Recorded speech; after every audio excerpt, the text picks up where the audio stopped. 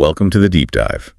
We often think of the public library as a sanctuary, a place built on this promise of quiet, of safety, an institution of public trust. But what happens when that trust is, when it's exploited?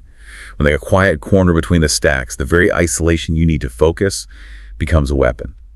Today, we are recounting three truly harrowing, true accounts of disturbing encounters that all took place inside libraries. We have three distinct narratives: a university student, a young child, and a librarian. And these stories are important. They show exactly how isolation and really public trust can be twisted and used against people. Let's begin with the first story. This one is about calculation. The subject is a university student, very busy, pursuing a dual degree. She relies on the campus library, which is open until midnight because, her roommates are too noisy. It's a necessity. So it's a Wednesday night. She gets there around 9, planning to stay until closing at midnight. She has 2 exams, and she finds a private, secluded table. The account says it was sandwiched between 2 bookshelves. By 11 p.m., most people have cleared out. The floor is nearly empty. And that's when he arrives. And the selection process here is it's immediate and it's deliberate. He deliberately ignores multiple empty tables to sit diagonally across from her. This is not a random act. No, it's a test. He smiles. He opens with an excuse, asking about an economics course. He complains his professor is a bitch who gives pop quizzes. It's a classic entry. The false flag of a fellow student. It makes him seem relatable, non-threatening. Exactly. But she tries to get back to studying, and that's when he escalates. He just smiles, this time with his lips, and then asks for her name. She gives a fake one, Chelsea. And his response is just chilling. He says, "You have such blue eyes, Chelsea." And there it is, the pivot from a seemingly normal interaction to overt, personal, and unwanted intimacy. The mask has slipped. Right. Her suspicion is now a certainty. She asks for his professor's name. Professor Davis, he says. So she checks ratemyprofessor.com, and there's only one Davis, a calculus professor. The reviews are years old. He's clearly not a student there. The lie is confirmed. And this is a key moment for you listening. When your instincts fire, try to verify. She didn't confront him. She used a tool to confirm the threat. So she gets up, goes to the front desk, and alerts the security worker. The worker confronts the man, asks for a student ID. He fumbles. He lies, saying he honestly don't remember the name of his dorm. So he's escorted out. The situation seems resolved. But it's not. The institutional response was incomplete. It was focused only on removing him from the building itself. It failed to account for his actual intent, which is clearly not just loitering. He was stalking her. She stays until midnight, packs up her things, and starts walking across what she calls a basically deserted campus. And then she hears it. At least one loud sound of a shoe hitting the concrete behind me. She turns, sees no one. She starts to run. Which she calls a mistake. Because she hears it clearly. Running footsteps. She looks back, and it's him, the man from the library, sprinting towards me. He tackled her. The hand is clamped over her mouth. He threatens her. "You better shut up or I'll kill you." He starts dragging her by the throat toward the woods near the dorms. She manages to scream again, and this time 2 male students who are out for a run hear her. They come running. The attacker lets her go and just vanishes into the woods. It's an absolutely terrifying sequence, and the analysis is, it's layered. The library was the staging ground, perfect for target selection. But the security protocol's failure was in its limited scope. Removing a threat from a building isn't enough when the person is just going to wait outside on the perimeter. He used the institution's own procedure against her.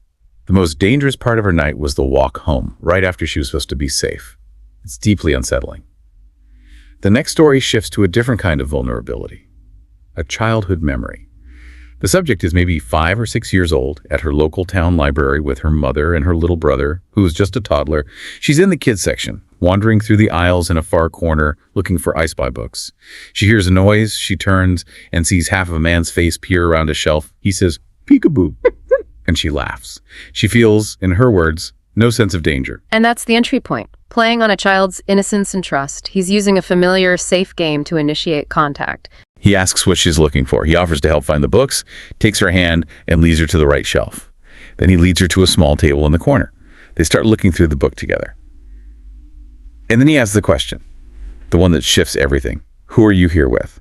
He's assessing risk. He needs to know how much time he has, how close her supervision is. Once she tells him, he escalates. He tells her about a children's playroom downstairs in the library basement, a place she didn't even know existed.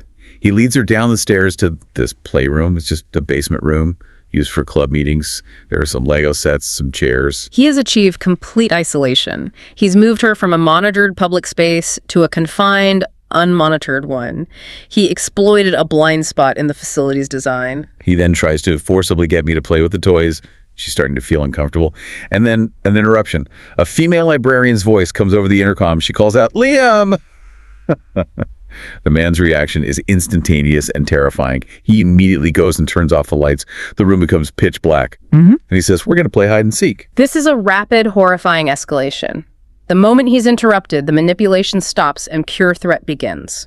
He's weaponizing the environment. The girl is genuinely terrified now. She yells for her mom. He tells her to be quiet. His voice gets louder as he gets closer, until he had his hands on her. But she manages to break free. She runs past him, up the dark hallway, up the stairs. She runs straight to the front desk, where her mother is standing with the librarians. The police arrive. They search the building, but the man is gone. He was never seen again. He must have used another exit. This story just perfectly illustrates how a predator uses knowledge of a building's layout, the forgotten rooms, the back exits to their advantage. Our final story takes us to the perspective of a librarian. She's in her early 20s working the night shift, 6 p.m. to 9 p.m. After the library closes at 9, she has extensive closing duties. And she's alone. This highlights the vulnerability of solo closing staff. So it's a Friday night. All patrons and other staff leave at 9.